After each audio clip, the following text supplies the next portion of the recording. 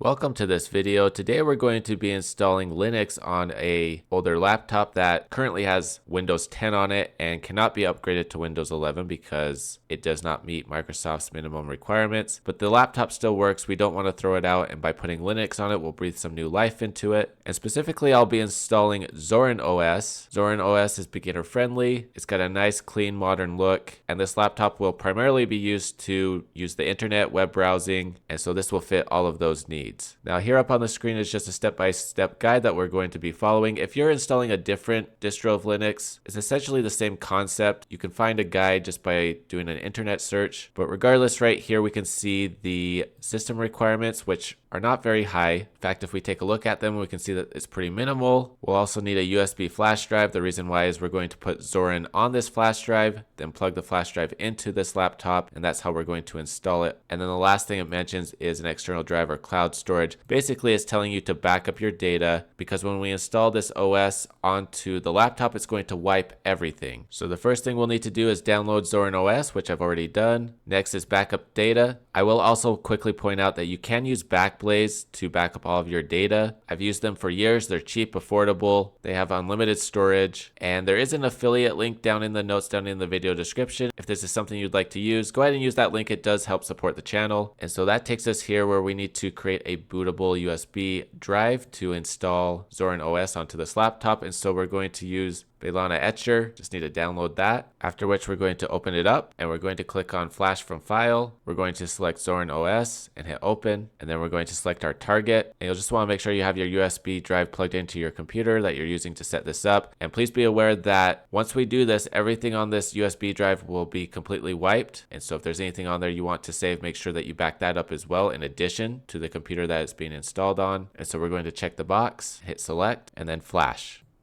And we can see Flash has completed. And scrolling through our steps, if we scroll down, we made a lot of progress here. And so at this point, we are ready to move over to the laptop that we're going to be installing Zorin on, and we're going to boot from this USB drive that we just set up. Now I do briefly want to skip down to step number 5 just because of this note right here. If you have a computer that has an NVIDIA graphics card in it that was produced after 2013, you may need to first disable the computer's secure boot feature in order for those drivers to enable fully. Secure boot is a common thing that comes up when installing Linux on a PC. Sometimes it works with it enabled, sometimes it does not. That's the value of using a guide. You can try it first with them enabled and see if it works. If you have any issues, that's an indication that you'll need to disable it. For the purpose of this video, I am going to disable secure boot just so I can show how that works. And so at this point, we're going to plug the USB thumb drive into the laptop. I'm going to restart the computer, and then to get into the BIOS menu so we can disable secure boot and boot from the USB thumb drive, we'll need to press one of these keys. Now, for you, the key that you press is different for every computer. It's usually one of these options right here, or if you're on a Mac, it's this option right here. I am also going to link to this secondary guide that gives a table of other common keys across different manufacturers, though ASRock and Gigabyte are missing from this table, but these are common keys that you usually have to press. And so basically all you do is you restart the computer, start tapping one of these keys, and it will allow you into the BIOS menu. Also, just a quick tip, usually when you restart, it's kind of quick, but usually a menu will pop up telling you which key you need to press in order to get into the BIOS menu. But again, usually it goes pretty quick, so you have to kind of watch for that. Apologies for the poor quality, but taking photos of the screen was the best way I had to capture this. But I went ahead and again plugged in the USB, restarted the computer, started tapping F1. You can see this screen flashed up very quickly where it confirms F1 is the button to get into the BIOS. And then it went into the BIOS menu, which looks like this. Now here in the BIOS menu at the bottom, for most of you, it will inform you which keys to use to navigate. In most situations, it's going to be the arrow keys, enter to select, so on and so forth. At the top, you can see I have the main menu selected, and I used the arrow keys to navigate over to security. And then I went all the way down to secure boot and selected it. And then from secure boot, I selected that and disabled it. And then using escape to go back, I then used the arrow keys to navigate to startup to find the boot option. And after selecting boot, it displayed the boot order, which we can see the USB drive with Zorin on it is at number 12 right now. We need to move that to number 1 at the top. And so I just hit enter to select it and used the arrow keys to move it to the top, and then escaped and then went back. You may see see an option like this in the bottom where it shows you how to save and exit. I also had a restart menu, which I could navigate to, hit exit saving changes, and then confirm yes to save those changes and exit. After that, the computer went ahead and restarted, but this time it knows to boot from the USB drive, and so it's going to pop up a menu like this, or it may look like this. Either one's going to work. Now, if you're using an NVIDIA graphics card, you are going to want to go down to the third option, which says try and install Zorin with modern NVIDIA drivers. If you're not using an NVIDIA graphics card, just use the top option, select it and hit enter, and then this menu is going to pop up. Now, to be very clear, you can use the try option, which as noted here on the screen, if you use the try Zorin OS option, it will not make any changes to your computer. You can try it, and if you dislike it, you can escape and your computer will still be running Windows or whatever it was running in the first place. In this situation, I already know that I want to put Zorin on the computer, so I'm going to click the right option, install, and then from there select the language. The next menu that comes up allows me to connect to the wireless network. Now, this is the first place I did run into some issues. I was able to solve it later. I selected the network, typed in the password, and it failed to connect. However, once I was fully in, I was able to connect with no issues. On the next menu, I would check the second box to install third-party software, and then that bottom option to participate or not participate in the census, that is up to you. Next menu, the majority of you are going to want to go with the top option, which is going to fully erase everything off the drive in your computer and start it fresh and new. However, if you are someone who knows what they're doing and wants to set up multiple partitions, you can use the second option. I'm not going to go over that in this video, just the top option. Also, make sure to select the advanced features, which will pop up this menu, which allows you to encrypt your drive. I do recommend that people should use this option, especially if you're using a laptop or some mobile device, or if you have a computer that's in an area that could be accessible by multiple people. You just want to make sure that you match the options I have selected here on the screen, and then hit OK. And then when you continue to the next menu, this is where it's going to ask you to set up a security key. This is the one downside of enabling disk encryption, is you're basically going to have to type in 2 passwords every time you log in. The first one will be for the encryption, the second one will be for your user, and so this security key is your password for the disk encryption. You'll want to go ahead and create that, and then also enable a recovery key, which will allow you to get back in if somehow, some way you forget the security key. Or if you want ultimate max security, don't enable a recovery key, but just keep in mind, if you forget your security key, you're going to lose that data. Please note the checkbox at the very bottom that says overwrite empty disk space for more security. If this is a brand new computer or a brand new disk that you're using in the computer, you do not need to check this box. But if this is a computer you've already used, I would go ahead and check that box. On to the next menu, just select the drive that you're going to install Zorin on, and then select your time zone. From here, put in your name, computer name, username, and then your user password. Don't worry about checking the Active Directory if you're using this for personal use. And then you'll get a menu like this to let you know that it's installing, and then a confirmation letting you know it's complete and asking you to restart. This is going to pop up to let you know that you need to remove the USB thumb drive from your computer, which will then allow it to boot from the disk drive that's actually in the laptop. So you'll want to remove the USB and then press enter. And then a menu like this will pop up asking you to type in the security key. Again, this is the password for the encryption. And then you'll select your user and type in your user password. And then something like this will pop up asking you to take a tour. If you're brand new to Linux, I would very much recommend taking the tour. After getting through the tour and getting the customization set up, just a couple quick things you do want to check after a new installation is go down here to the start button in the bottom left and click on it, search for update, and select this top option, software updater.